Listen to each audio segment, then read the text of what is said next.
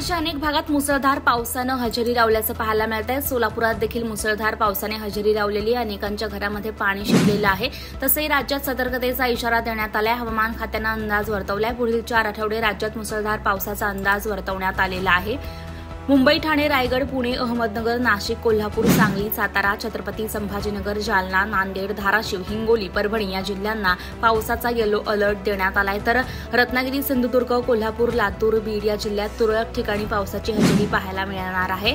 सोलापुरात वादळी वाऱ्यासह तुफान पावसानं हजेरी लावल्याचं देखील पाहायला मिळालेलं आहे। पंढरपुरात देखील तीच स्थिती आहे। अहमदनगर परिसरात देखील पावसाची हजेरी पाहायला मिळते। जालना जिल्ह्यात देखील येलो अलर्ट जारी करण्यात आलेला आहे। सांगलीत देखील पाऊस सुरू आहे। नागरिकांनी काळजी घेण्याचं आवाहन देखील करण्यात आलंय।